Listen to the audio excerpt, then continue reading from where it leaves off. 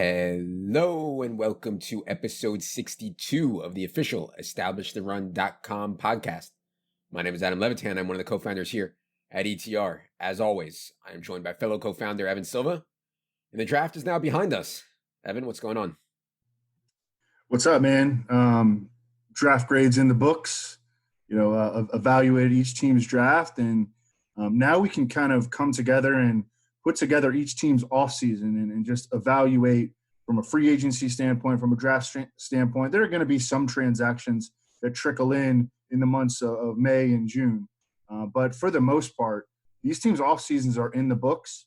And, there's not even going to be offseason workouts in all likelihood for each NFL team. So the analysis that we have now is going to be pretty evergreen for the next couple of months.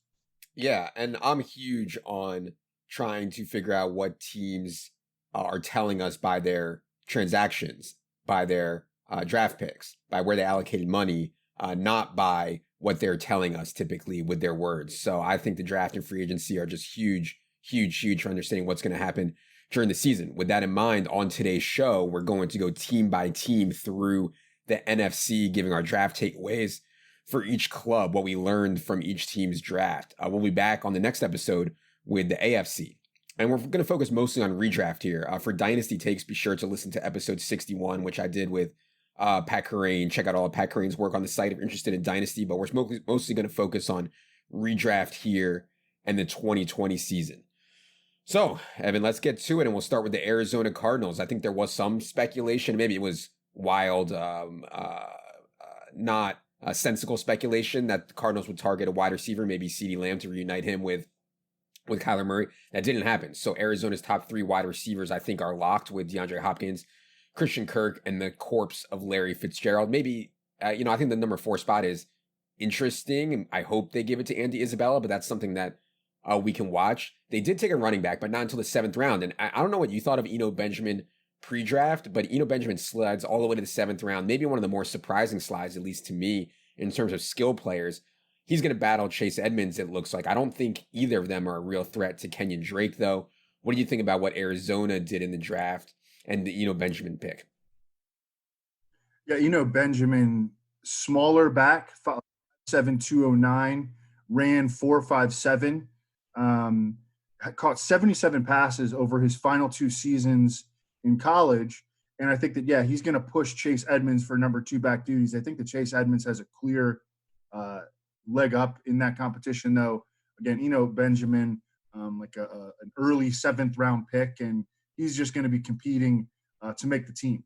But I think that he made sense for where they got him. I did think he was going to be maybe a 5th or 6th rounder. They got him a round or 2 later than that.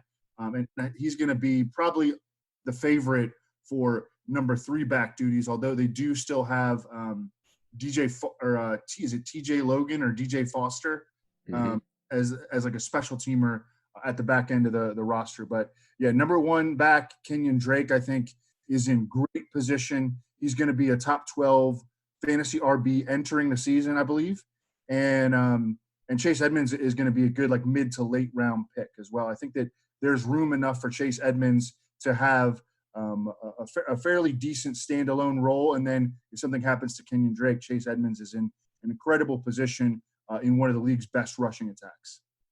You mentioned the rushing attack. There's the narrative out there that the Cliff Kingsbury offense does not need elite tackle play, does not need elite offensive line play to function. I'm not sure that I buy that, but people were using that as an excuse for why they didn't try to get a high priority offensive tackle. They did take Josh Jones in the 3rd round, 72nd overall. Were you surprised at all? And do you have any concerns about this Cardinals offensive line as we head to the season now that we can see it kind of clearly?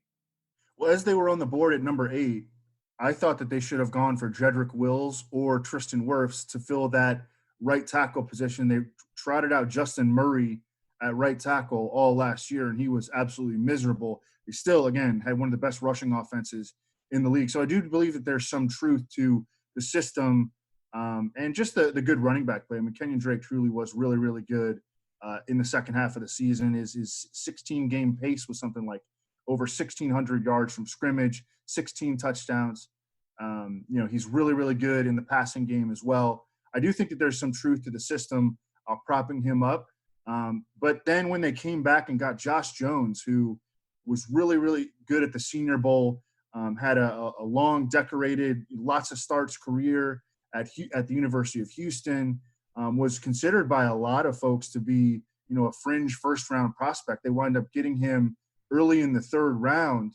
I think that the results that came from the process that they chose turned out to be pretty good. And I think that Josh Jones, decent chance that he starts right away over Justin Murray in Arizona. Yeah, interesting to see what Brandon Thorne has to say about that once we get his stuff as we get closer to the season. Let's move to the Atlanta Falcons. They took 2 first-round offensive linemen last year. Then they used a third-round pick this year on Matt Hennessy. But look, they passed on CeeDee Lamb, which we talked about on Friday. They passed on all wide receivers, really. And I know you think very lowly of Russell Gage. I don't think Russell Gage is any kind of world beater, but Russell Gage did average over 8 targets per game down the stretch last year. I believe it was the final 5 or 6 games. Mentioned him in my fantasy winners article you can check out on the site. And also, Falcons took 0 RBs. So Todd Gurley's competition is pretty dusty. I mean, Brian Hill, Quadri Allison, the Judge, Ito Smith. I was a little bit surprised the Falcons didn't at least try to get an upgrade at third wide receiver, get an upgrade at running back. What did you think about what the Falcons did in the draft? Well, they had a pathetic, cowardly draft, but that's, real life take and not necessarily applicable to fantasy. And you mentioned Russell Gage. All of a sudden, he's like a PPR back end, late round sleeper, running routes between Calvin Ridley and Julio Jones. And he's going to get more opportunity than people think. I mean, that's why they should have taken CeeDee Lamb, because, then in that scenario, they wouldn't have to do this with Russell Gage, but now they're probably going to have to. And he did have some positive PPR moments last season. You're right, at the running back position, they didn't do anything, and they're going to be bringing back Brian Hill and Ito Smith and, a bunch of replacement level backs behind Todd Gurley. And I mean, Todd Gurley, I started to do my initial run of running back rankings, and he's coming out pretty nice, like in that RB15 area. Last year, he did not have setbacks with his knee, and the Rams ran him pretty hard in the second half of the year. I think that this is going to be a pretty good offense in Atlanta. I think it's not as good as it would have been if they taken CeeDee Lamb, but I think that their offensive line, Jake Matthews, Alex Mack, the right side has gotten a lot better. At left guard, James Carpenter the right side is made up of the first round picks from last year, Caleb McGarry and Chris Lindstrom. And then at left guard, James Carpenter, not very good, a lot of experience, but not very good. He's going to get pushed by Matt Hennessy, who they drafted in the third round, who was a guy that had a lot of second round buzz. And coming out of Temple, I think is a guy that, is going to be ready to play in the NFL. He had a long career there. So I think that their offense is going to be pretty darn good. And Todd Gurley dropped in there. I think they're going to need to use him in the passing game more than what he got last year with the Rams. But, yeah, I like him right now as an RB2 in fantasy. One guy you didn't mention there is Hayden Hurst, who the Falcons gave up significant draft capital to acquire from the Ravens. And Hayden Hurst is going to be dropped, I believe, right into that Austin Hooper role. And since the Falcons took no running backs, took no wide receivers, projected target share for Hayden Hurst, I think is going to come out pretty favorably, at least when you compare it to what Austin Hooper got last year, which, ended up being somewhere between 7 and 8 targets per game. I think Hayden Hurst between 6 and 7 targets per game as a very fair projection to start off.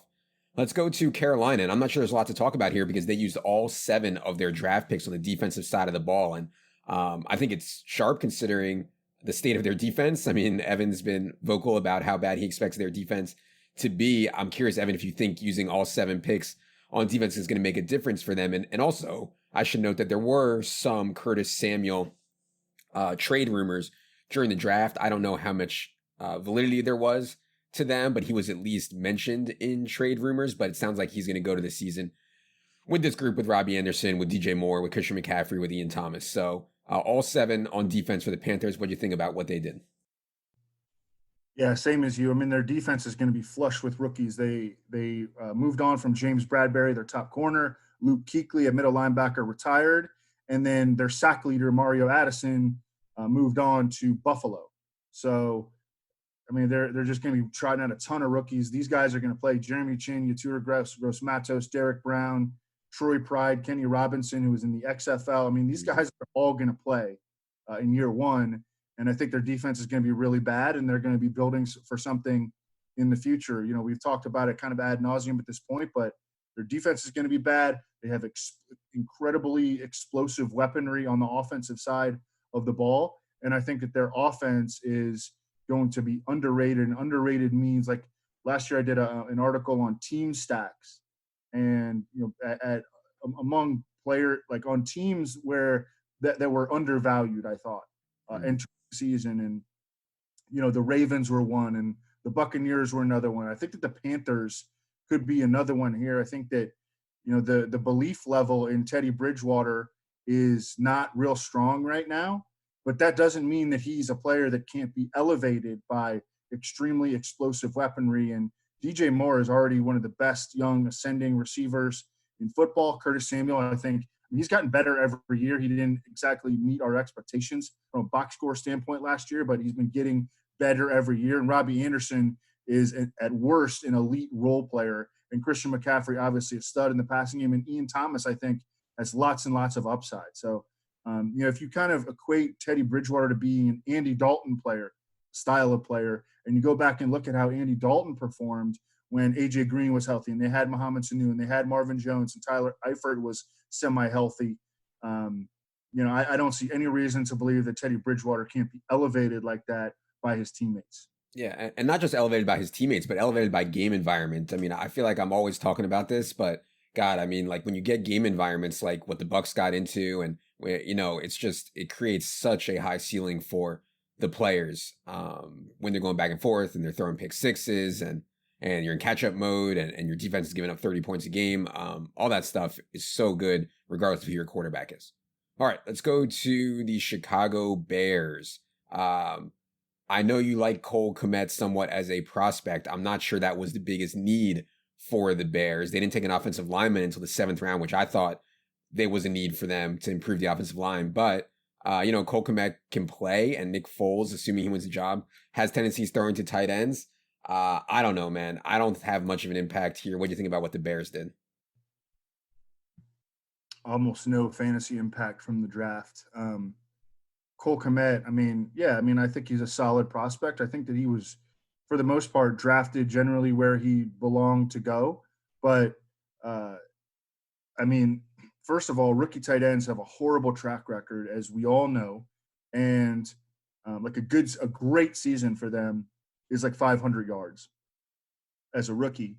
And then, you know, there's no off-season workouts and probably abbreviated training camp / preseason. So this is just a difficult position to learn. You know, you have to learn to run routes from an inline position. You have to try to, you know, block massive defensive ends and, you know, smaller, faster linebackers. And, you know, in a lot of cases, you have to learn how to run routes from the slot and even outside. And, you know, you have to know all the protection calls. You're often sent in motion as a tight end. I mean, there's just a lot of responsibility. TJ Hawkinson was a great prospect coming out of Iowa last year, and he had one good game and then didn't do anything the rest of the season, you know, last year in Detroit. And I mean, Cole Kmet is not nearly as good of a prospect as TJ Hawkinson was. So yeah. I think it's going to be a struggle for Cole Kmet to do anything in year one, considering the history of tight end production and, you know, what's going on in the world right now.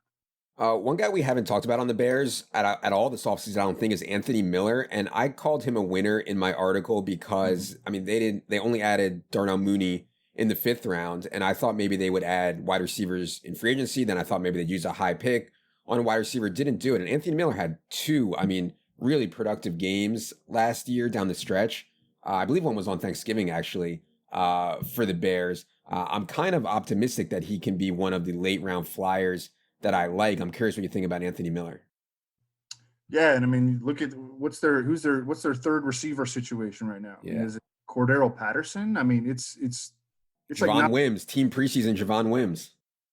Yeah, they have so many holes, like really on both sides of the ball. They have a good defense, but they have some really glaring holes, especially at safety on defense. And then on offense, they still have craters in their offense. I mean, right guard, I guess they're going to start Jermaine Ifedi, the failed tackle from the Seahawks at right guard, and then I think tight end is still a big question mark. I mean, they have bodies, a lot of bodies there.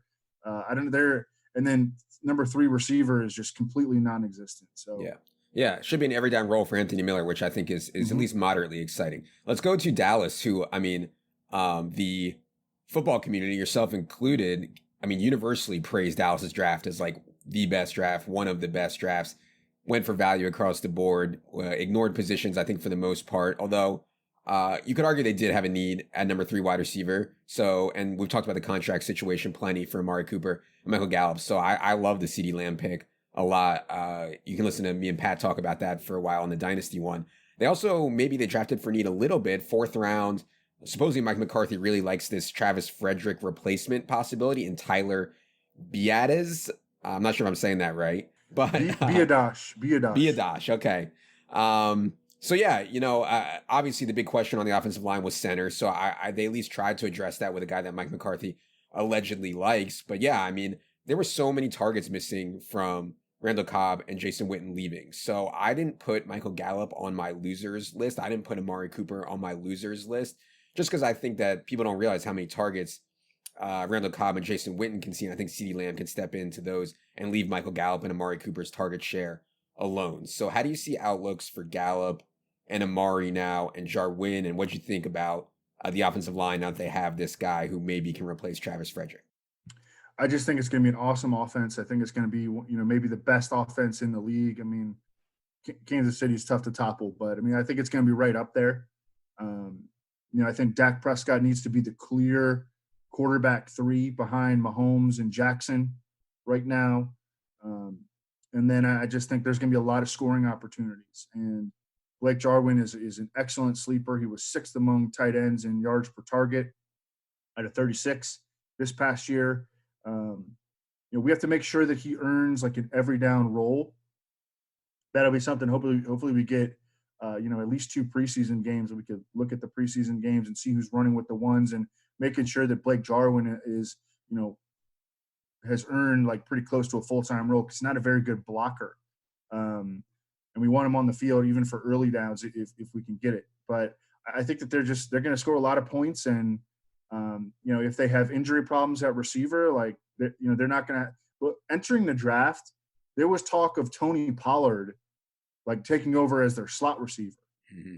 Now they don't have to worry about that. CeeDee Lamb led the nation in yards per route run from the slot. I think that they'll work Amari Cooper into the slot a little bit more too. CeeDee Lamb he was incredible in the slot when he went in there, but he played 70% outside. So they're just going to have a lot of options on offense, and man, it's going to be a lot of fun to watch, I think, in Kellen Moore's second year as the OC.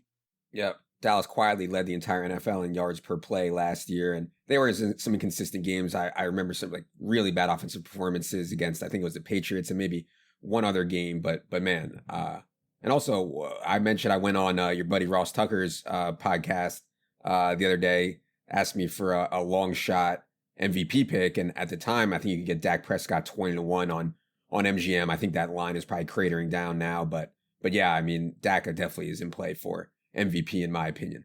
Let's go to Detroit and ripples through the fantasy community as they use the 35th overall pick on DeAndre Swift. You know, I wasn't that surprised. They have never wanted to give Kerryon Johnson a full-time role. They've been loath to give Kerryon Johnson more than 15, 16 touches in a game, allegedly because they want to coddle him or save him for their non-existent playoff run. But I actually think that this pick, the Swift pick, complements Kerryon nicely, right? So if you're stone committed to using 2 backs, at least get 2 that have different skill sets. And I think DeAndre Swift is much better in the pass game. Kerryon Johnson will be used more in short yardage, early downs, the goal line. So I don't hate the pick that much. I want to probably use a 35th overall pick of draft capital when I already had Kerryon Johnson.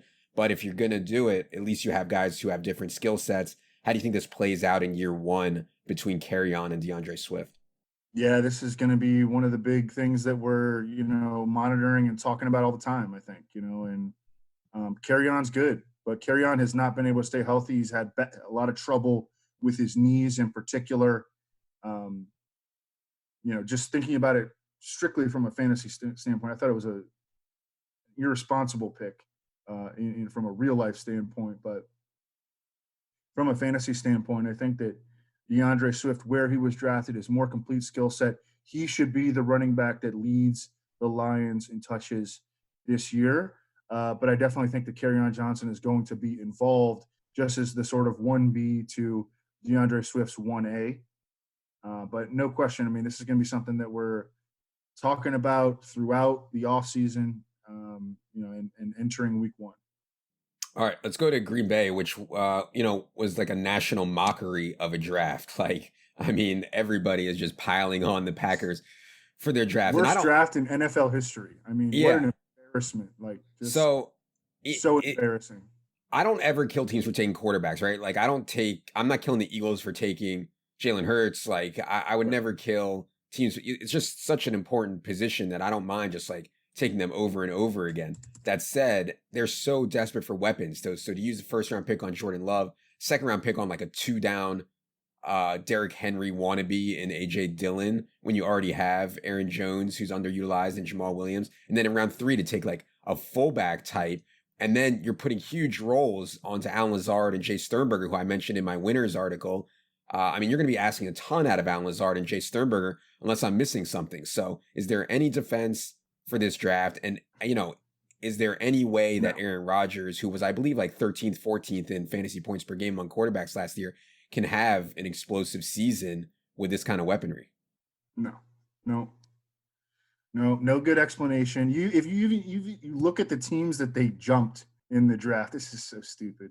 So the Packers were at 30, right? So the teams that the Packers jumped to get to 26, giving up a 4th round pick to make that maneuver, were the Seahawks. You think the Seahawks were going to take Jordan Love when they got Russell Wilson? They just gave him a monster extension. The Ravens were not going to take Jordan Love with Lamar Jackson there. And then the Titans just gave a 4-year, $118 million deal to Ryan Tannehill. So, I mean, how do they even explain the trade up? I mean, they claim that they heard somebody else was going to trade up for him, which, who knows? Right. So, I mean, just from every single standpoint, and Aaron Rodgers' deal is so hard to get out from over the next 2 seasons. So by the time that Jordan Love is ready to play his first season, he will have already burned 50% of the cheap years on his rookie deal. You get the 5th-year option, but the 5th-year option is not that cheap. It would have been $20 million this year, and in 5 years, it's probably going to be like $26 million. So the 5th-year option isn't that cheap. It's relatively affordable relative to the quarterback market, but it's not cheap.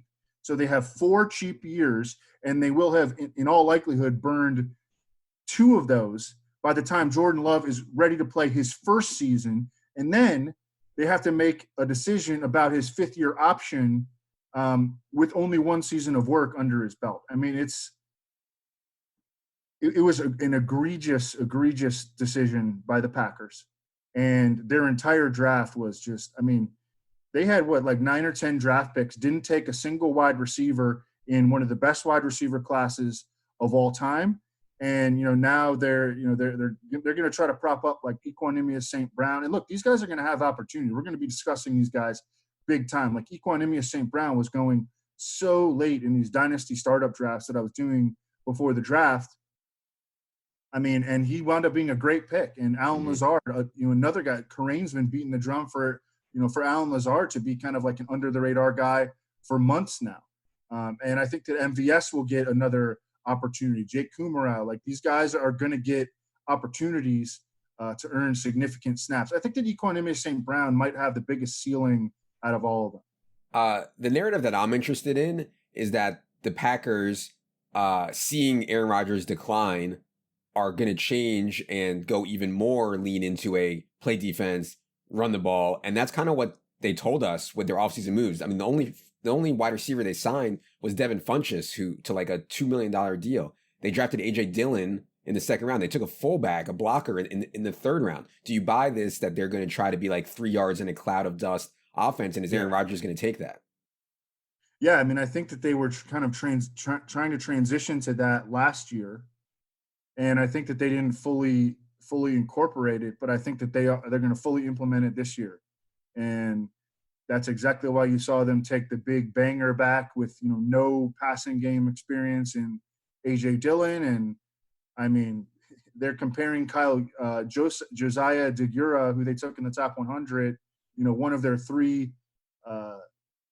This is what they got out of their first four picks, because they traded their fourth rounder for Jordan Love in the mysterious, inexplicable move up the board. They got a backup quarterback. They got a running back that at best will be the number 2 running back behind Aaron Jones, and very well may not beat out Jamal Williams in year one. And then they got a guy who they're comparing to Kyle Juszczyk in Josiah Deguara. I mean, this is embarrassing. I mean, truly embarrassing draft. One thing we didn't mention, though, I mean, Devontae Adams could have like Michael Thomas-esque target share again. Oh, yeah. I mean, Devontae Adams was so, like, when he was 7K on DraftKings when he first got back from injury last year, it was just a print fest. And he's going to see double-digit targets almost every game, right? Yeah, I mean, I think that, we had him wide receiver 1 overall last year, and that didn't work out because of the toe injury, but I'm pretty sure I'm going to go double down on that with Devontae Adams as the number 1 overall wide receiver. I mean, he's going to be right there with Michael Thomas. All right, let's go to the Los Angeles Rams. And man, this one on a team with so many holes, you would think that they would have learned their lesson, but their first pick goes to a running back, Cam Akers. And even though they have Darrell Henderson on the roster, who they used a 3rd-round pick last year, I am concerned that the Rams really don't like Darrell Henderson. And I think you mentioned something about how he fits with their blocking scheme last time we talked. I mean, Darrell Henderson, they made him play in the preseason last year. He played 90 snaps all year despite staying healthy. In the regular season, played behind Malcolm Brown. And now they used 52nd overall pick on Cam Akers. It's clear, at least to me, that at best they view Darrell Henderson as like a change of pace back. I'm also, concerned about their offensive line. And so that's not great for Cam Akers either. Then they used the 57th overall pick on Van Jefferson, who has kind of been polarizing. I think the draftnik community, the fantasy Twitter community is really low on Van Jefferson. Maybe guys in the NFL are higher on Van Jefferson. So really interesting 2nd round picks there for the Rams. What do you think about what they're up to? Yeah, I kind of agree with your sentiments on Darrell Henderson. Darrell Henderson at Memphis ran a gap scheme and, was one of the most prolific, most efficient running backs in all of the nation, really over his final 2 seasons. And he gets to the Rams and he just is not picking up the zone scheme that they run in LA. And that's why I think he got a lot of reps in the preseason. Malcolm Brown had it down. Obviously, Todd Gurley had it down. Darrell Henderson not have it down. And then during the season, I don't know. I mean, I think he flashed with some of his opportunities, but he didn't get very many opportunities. And that is a red flag in and of itself. So they bring in Cam Akers, 5'10", 217, 4.47 40, 87th percentile speed score, was an excellent after contact back at Florida State. Had to deal with really poor offensive line play, had 69 career catches, 7 for touchdowns. I thought that he was kind of a jack of many trades and master of none, but he was good in a lot of different areas, and he went way higher than I expected. I did not expect him to go at number 52 or wherever he went. I thought that he would be more of a 3rd or a 4th rounder. That shows how much they love him. This is another team that is the way that they draft is kind of strange. I mean, they have a ton of holes on defense, and they're just, they have like the shiny toy syndrome, and they're just drafting skill position players. Van Jefferson I don't know how he's going to fit into the offense. He was he's the son of Sean Jefferson, longtime NFL receiver and even longer time NFL wide receivers coach. So he's like one of the best route runners in this draft. He goes to the Senior Bowl, and he was timed as one of the fastest, I think actually the fastest player in Mobile via the that new technology that they're using. I think it's called Zebra technology. And Van Jefferson timed as the fastest player at the Senior Bowl. But I mean, at Florida, he was a guy that was a slot receiver.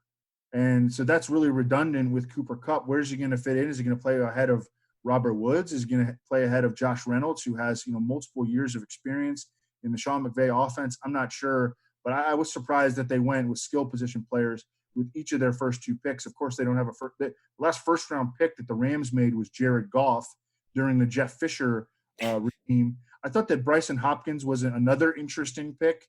I liked him as a prospect. He had a ton of production at Purdue, was a really, really good athlete, has this, big time size.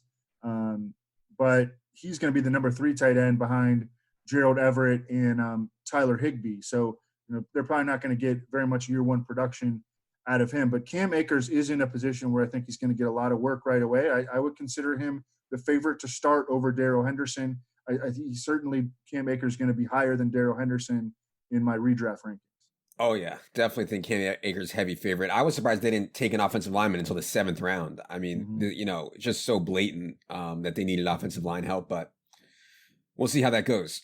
Minnesota, we talked a little bit on Friday about Justin Jefferson, but I think, and after thinking about it some, I think we can project Justin Jefferson for the most targets, just targets, maybe not production, just most targets out of all the rookie wide receivers. I'm curious if you have thought about that, if you agree with that, and what else you thought about what the Vikings did in the draft. Yeah, I mean, the concern is that it's going to be a run-heavy offense. He's not going to be as high as Adam Thielen is on, the totem pole. Dalvin Cook is very much involved in the receiving game. Kyle Rudolph is there, and Irv Smith, I think, could take a step forward in his second season. So I'm not sure. I think that a lot of the target projections right now are kind of similar between Brandon Ayuk and CeeDee Lamb, even being the 3rd or 4th option there in Dallas. I think the target projections are pretty similar, but I do think the Vikings are going to throw the ball more than they did last season because they're probably just not going to be as dominant a rushing team as they were last year. And Justin Jefferson is so pro ready. I mean, I think he's in the mix to lead all rookies in targets. Yeah, I mean, Minnesota made so many picks. I mean, God, 15 picks, right? 15 picks. It's insane. And I was encouraged. I mean, it shows how highly I think of Justin Jefferson, considering their wide receiver depth chart. They only used the 1st round pick on Justin Jefferson. They only took one other wide receiver. That was in the 5th round, KJ Osborne. So, I thought it was a pretty good vote of confidence that they think Justin Jefferson can come in, despite what's going on in the world and lack of offseason, that he can come in and produce right away. Because if he can't, I mean, they're in big trouble at wide receiver. Let's go to the New Orleans Saints, who actually made waves after the draft by signing Jameis Winston to a backup deal, to giving Taysom Hill a $16 million guaranteed 1-year contract for his gadget role, which I think is laughable. But anyways, that's a topic for another day. They did make an interesting pick at 105th overall in Adam Troutman. They have Jared Cook, they have Josh Hill, but Adam Troutman, favorite of the kind of analytics draftnik community for a small school prospect. I don't think year one impact is very likely, but it's at least worth monitoring how Adam Troutman plays out. But the Saints only made 4 picks. They did get a center with their 1st round pick. What do you think about what they did? I mean, I don't like teams that don't, throw a lot of darts at the board. I don't like drafts. I shouldn't say that I don't like teams. I get what the Saints did. Like, they have one of the most talented rosters in the league. I think that it just shows a little bit too much. They're being a little overconfident, I think. With that said, like, I get it. If Drew Brees goes down, like, now they have Jameis Winston, and they have Taysom Hill. They traded up for 75% of their draft. The center that they took, Cesar Ruiz, seems redundant with Eric McCoy, who they took in the 2nd round last year and had a good rookie season. But it sounds like they might move on from Larry Warford, their right guard, who they'd save a ton of cap by moving on, I think, $7 or $8 million. And Cesar Ruiz I think he's going to be an absolute stud. I love this dude from a prospect profile standpoint, and I think that that he'll be a quality starter right away. They already have one of the best offensive lines in the league, strengthening a strength. And then they traded up for Zach Bond, who at various points, could be seen in the 1st round at the end of the 1st round in some mock drafts. I had him in one of my mock drafts going to the Chiefs at number 32. He slipped all the way to 74. They made a trade up from 88 to 74 with the Browns and went and got him. And then Adam Troutman, as you mentioned, a guy who was a dominant player at the FCS level at Dayton, but he's a really good athlete, and he can block a little bit too. So, but I'm with you that I think that he's not going to have a big immediate impact. I mean, a small school tight end, again, one of the hardest positions to learn as a rookie, And then, with the lack of off-season workouts. And then this Tommy Stevens kid they traded up for, again, they gave up a 2021 6th-round pick to the Texans to get him. Apparently they see some Taysom Hill in him. Tommy Stevens was at one of the All-Star games, and he's a quarterback from Mississippi State. He wound up playing tight end at the All-Star game. I'll say one thing about the Jameis Winston deal. Like, people are laughing about how little money he got. I thought it's kind of sharp from Jameis Winston. If he can go to New Orleans and play well, which I think you're likely to play well if you get chances, and if he plays well in practice. I mean, if Drew Brees retires, they could choose, if they like what they see out of Jameis, he could get $30 million next year, from the Saints. And if Drew Brees gets hurt and he goes in there and plays well, which I think he'd be likely to do in that system, he could sign a Teddy Bridgewater deal, which was 3 years, $63 million. So I actually like that move by Jameis Winston. I think it shows some long-term foresight and, turn down different opportunities, more money, more direct paths at playing time to try to, go to a system and learn from Drew Brees and come out ahead on the other side with a huge deal. So shout out to Jameis Winston. Okay. I also thought that Emmanuel Sanders was a little bit of a winner there because I thought the Saints might draft a receiver. Mm-hmm. They were connected with Brandon Ayuk early in the process, but they really got almost no year one receiving help. So I think that helps Emmanuel Sanders a little bit. I mean, I'm not going to be bullish on Emmanuel Sanders, but he came out of it in a better situation. Okay, let's go to the New York Giants. Obviously, as you pointed out in your draft grades, 8 drafts as an NFL GM and has not traded down.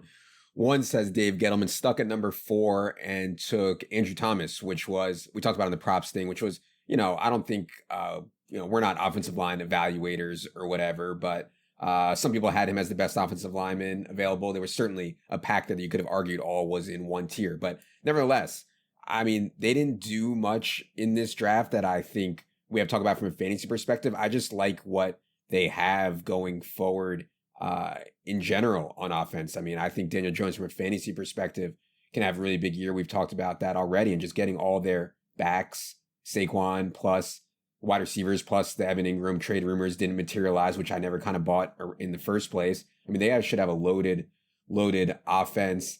What do you think about what our friend Dave Gettleman did? I think he had a really solid draft. I think it was a meat and potatoes draft after 2 drafts where he focused on trying to get the skill position players right. I think that's kind of, an odd order to do that in. But I think that we're coming at it like he got Saquon Barkley in 2018.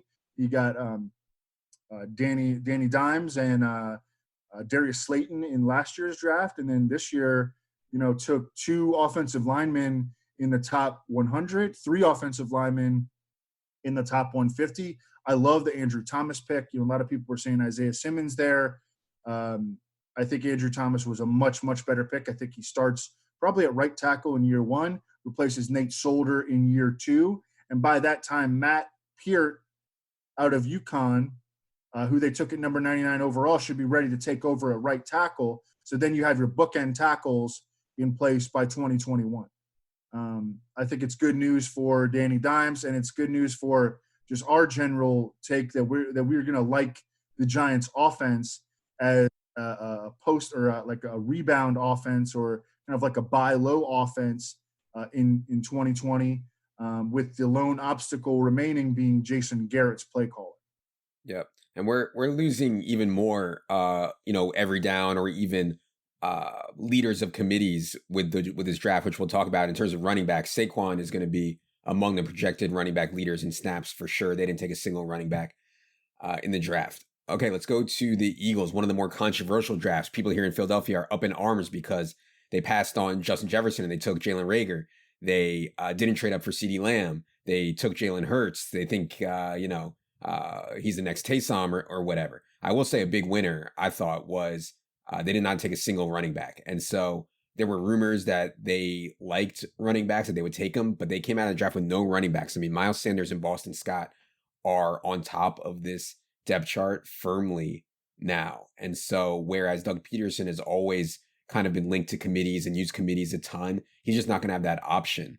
Boston Scott was quietly very good in the pass game down the stretch last year. Miles Sanders was also very good in the pass game, and obviously we like him as a runner too. So I thought it was really good for Miles and Boston Scott. Pat Kerrane is extremely high on the profile, and what Jalen Reagor brings to the table, opportunity plus his natural ability. So I thought it was not nearly as bad of a draft for the Eagles as maybe some people around here are up in arms about. First of all, you got to be Eagles excited. I fans know up in arms. Shocker. yeah. You got to be excited about Miles Sanders, though, man. I know you've been high on him Oh, going back to dude, last yeah. year. It's got to be exciting. Oh yeah, and I mean, shoot, after like 3 games, I was getting like tweets from people. Miles Sanders sucks. Weird evaluation there, like he's a second round pick in the draft. He's a stud at Penn State. Howie Roseman took him, and I mean, he was, by the end of the year, he was a difference maker. He was a league winner, and yeah, I love how the draft turned out for Boston Scott. I'm still a little concerned that the Eagles go sign Devontae Freeman, who I think could be interchangeable with those two guys, or like Carlos Hyde as like a big back banger, and he's obviously a lot different than those two other guys. But the way that it looks now, I mean, Boston Scott, like I took him in one of those dynasty startups in like the 22nd round, and I think that if we redid that today, he might go like in the 17th round. So I think you gain some equity if you were hanging on to Boston Scott, and Miles Sanders is looking like a definite top 10 running back. I think I had him at RB8 or RB9 in my initial run. At receiver, yeah, I mean, if you were holding, like some people do their dynasty drafts before the draft, Jalen Reagor shot up. I like what the Eagles did. I mean, the Eagles, instead of trading up and putting all their eggs in one basket, they took 4 shots on speed receivers. Jalen Reagor runs 4.47. I think he plays even faster than that. Coming out of TCU, they took him in the first round. They traded for Marquise Goodwin, who ran 4.27 coming out of college, and he's like been like an Olympian, and he's had injury problems, and he's been unreliable. But all they did was swap six round picks. They didn't even lose a draft pick. Swap 6-round picks with San Francisco. In the 5th round, they took Boise State receiver John Hightower, who ran a 4.43, and he was a true field stretcher at Boise. And then Southern Miss wide receiver Quez Watkins in the 6th round, he ran 4.35. So they took 4 legitimate shots on speed receivers, as opposed to trying to trade up, which I know that everyone in Philly just wanted them to trade up and go get CeeDee Lamb. And I get it. Apparently they did try to do it with Atlanta, but Atlanta was just so locked in on A.J. Terrell. Terrell, who, by the way, Sports Info Solutions, who do a great job. They're employed by NFL teams, and they put out an incredible rookie handbook every year. I know that the main dude there, Matt Manacharian. They had A.J. Terrell as the number 15 rated cornerback in the draft. Not the number 15 overall rated player, the number 15 overall cornerback in the draft. But the Falcons were so locked in on him, they had to have him. Good. All right. Let's go to San Francisco. And I want to get to Brandon Ayuk and the rest of this draft, but Matt Breida trade, I feel like there's been an overreaction to the Matt Breida trade. I mean, people are like, oh my God, now Raheem Mostert's going to have this job to himself. He's going to explode. And I just don't see it that way. I think they're going to use Tevin. I don't think Kyle Shanahan sees a big difference between Mostert and Tevin Coleman. They still have Jeff Wilson. They expect Jerick McKinnon back, which, we'll see, but they expect Jerick McKinnon back. So, like, to me, the upside, the ceiling for brother Raheem, who we know and love, is like, a 1A share of early down work only. And that's like nothing for me to really get excited about. So I didn't think the Matt Breida trade was really that big of a difference maker. When we get to Miami in the next podcast, we can talk more about him. But I'm curious what you think about this backfield now that Breida's gone, and also the Brandon Ayuk pick. We talked about that on Friday, but it's pretty clear he's going to have a big opportunity as well. Yeah, I mean, it's still, the backfield is definitely still murky. I think in my initial running back run, I had Raheem Mostert around RB 35 and Tevin Coleman around RB 40. And then they are bringing back Jerick McKinnon, and they are also bringing back Jeffrey Wilson, a guy that he would have these random big plays or big games from a goal line standpoint, and suck all the production and life out of the other 49ers running backs. It's going to be a frustrating situation. I think that there's going to be a point in drafts where, hey, if Mostert is going late, or in line with his ADP, I'll be willing to take him. But I think he's going to end up going Like people are going to be kind of stuck on that recency bias and stuck on what happened late in the season down the stretch last year. And he's just going to end up going like rounds and rounds ahead of where I would even consider him. I don't know. I think that in these situations, there's often a good arbitrage opportunity. Like in New England, for years and years, the best strategy has been just to take the cheapest one. And I think that might be the strategy this year. Although I don't know, we'll have to figure that out in San Francisco. We know they're going to have a successful running game. That's the thing. Like we know that they're going to be good running the ball. It's just that first of all, they don't catch many passes, and second of all, the murkiness of the playing time distribution. I don't know. I might end up with some Tevin Coleman this year, but Brandon Ayuk just is a perfect fit in San Francisco from a run after catch standpoint. We talked about him a lot before the draft. He is a very Chris Godwinian sort of player. He's built like exactly like Chris Godwin. I think that, and he led all receivers in yards after contact in this year's draft, coming out of Arizona State, and they traded up to go get him. They've been aggressive going to get receivers these last few years. They traded for Emmanuel Sanders during the season last year. They traded up for Dante Pettis, who doesn't look like he's going to work out. But they did that again here with Brandon Ayuk in the first round. And if you saw them, like they were celebrating, they loved this dude. They loved Brandon Ayuk, and they were super, super pleased to have acquired him. We didn't mention the trade for Trent Williams, but given what was going on with their offensive line, getting Trent Williams, who, if he's right, if he's still near the top of his game, was one of the best tackles in the entire league. I assume you think that solidifies their offensive line as one of the best in the league still, right? Yeah, definitely. And I think that Trent Williams is going to be like, rested coming off of, he had some like back and knee problems, and he's going to be rested coming. All right, let's go to Seattle. The running back situation there, Chris Carson was coming off of a broken hip, Rashad Penny off of an ACL, Marshawn Lynch, CJ Prosise, Robert Turbin, all unrestricted free agents. I was a little surprised that they didn't go earlier at the running back position. They did use a 4th-round pick on DJ Dallas, who I know Pat likes as one of his favorite sleepers in Dynasty, but maybe there's some redraft value if things break right for DJ Dallas. Also, what did you think about their running back situation and what they did in the draft?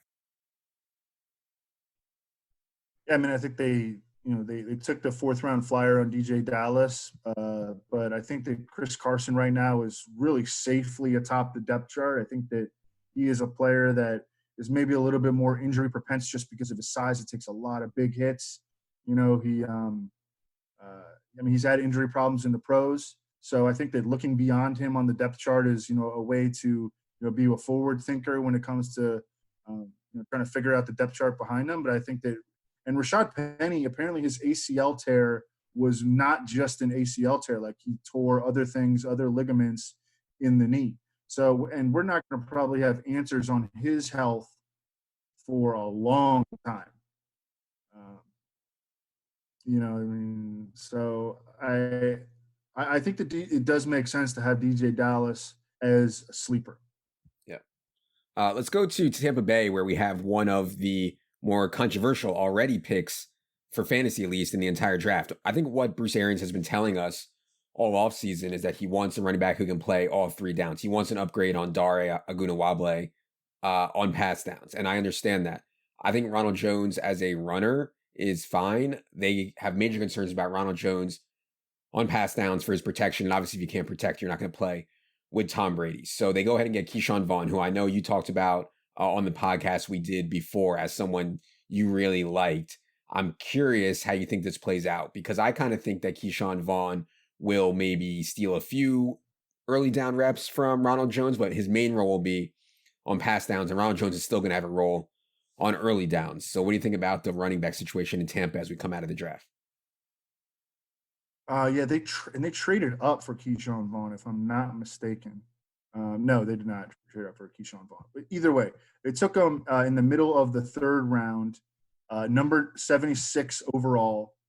And yeah, I mean, I liked him coming out of Vanderbilt because he played behind a really sorry offensive line, but he averaged almost 6 yards per carry in his college career playing in the SEC. He had pretty good passing game production.